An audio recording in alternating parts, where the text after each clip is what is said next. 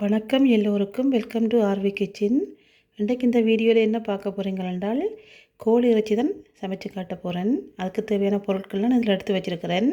இப்போ வாங்க என்னென்ன பொருட்கள்னு பார்க்கலாம். இதில் கிட்டத்தட்ட 1.5 கிலோ கோழி இறைச்சி இருக்குது. 2 பெரிய வெங்காயம், 6 பச்சை மிளகாய், அரை தேக்கரண்டி மஞ்சள் தூள், கொஞ்சம் கருவேப்பிலை, ரம்பையில், கடுகு, பெருஞ்சீரகம் தாளிக்கிறதுக்கு. இதில் தூள் எடுத்துருக்கிறேன், எண்ணெய், உப்பு, தண்ணி. இவ்வளோ தான் தேவையான பொருட்கள். இப்போ வாங்க வீடியோக்குள்ளே போகலாம். இப்போ சட்டி வச்சு அடுப்பு ஆன் பண்ணியாச்சு. தாளிக்கிறதுக்கு எண்ணெய் விடுவோம். இதில் கிட்டத்தட்ட 2 மேசக்கரண்டி எண்ணெய் விட்டுருக்கிறேன். எடுத்து வச்ச சீரகம் கொஞ்சம் போட்டு பொரிய விடுவோம்.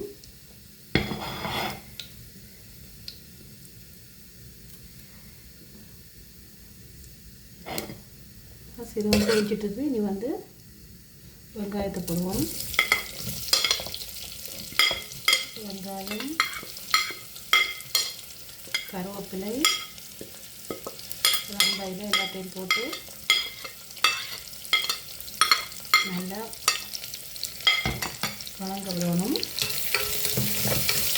கறிவேப்பிலை கரண்டியால் கலந்து விடுவோம். இதோட உப்பையும் மஞ்சள் தூளையும் போடுவோம். இது அரை தேக்கரண்டி மஞ்சள் தூள்,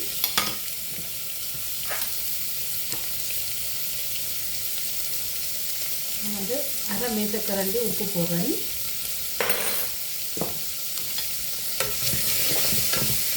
எல்லாம் போட்டு நல்லா கலந்து விட்டுட்டு வதங்க விடணும்.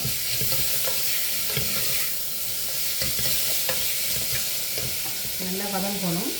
வதங்கிட்டு அப்புறம் பார்ப்போம்.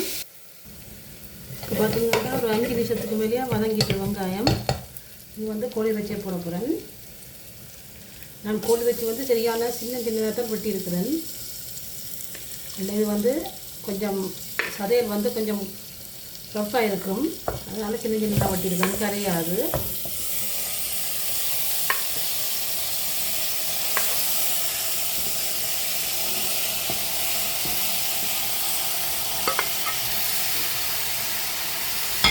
அதிகமாக கலந்து விடும்போது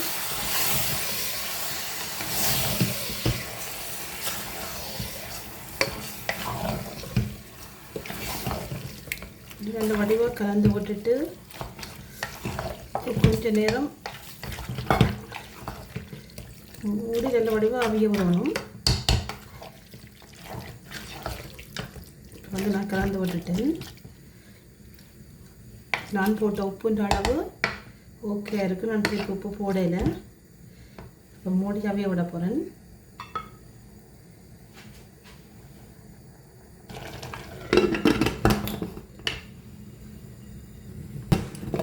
பாருங்க, அந்த வடிவு அவிஞ்சு தண்ணி நல்லா இறங்கி இருக்குது. இந்த டைம் நாங்கள் சூடை போட்டு விடுவோம்.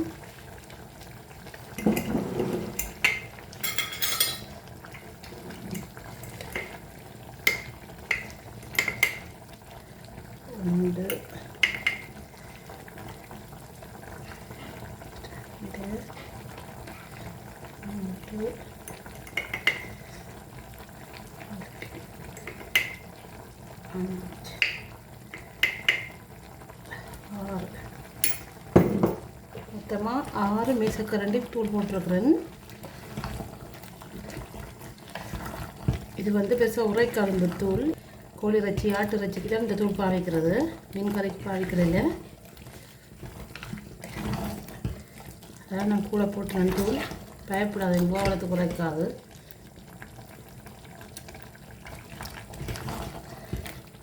பாருங்க என்ன மாதிரி இருக்கண்டு.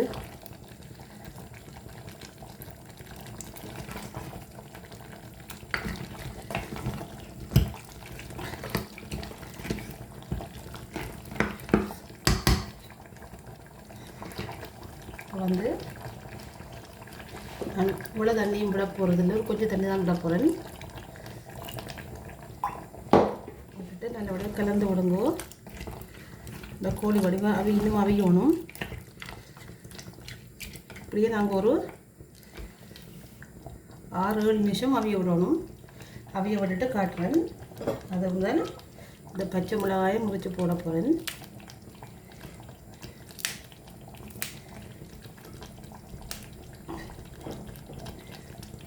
இது பச்சை மிளகாய் வாசத்தோடு சாப்பிட நல்ல டேஸ்ட்டாக இருக்கும். நீங்கள் உங்களுக்கு பிடிச்சிருந்தால் ஒரு தடவை நீங்கள் இப்படி ட்ரை பண்ணி பாருங்க.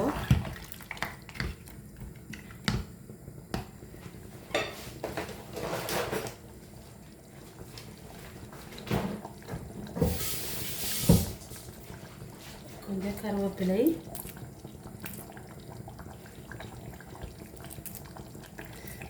பிச்சு போட்டுட்டு இப்படி கலந்து விடுங்க.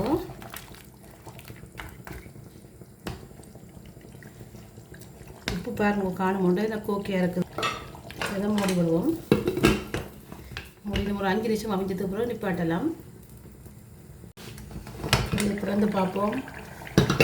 எப்படி இருக்க கறி சூப்பராக அவிஞ்சிருக்குது.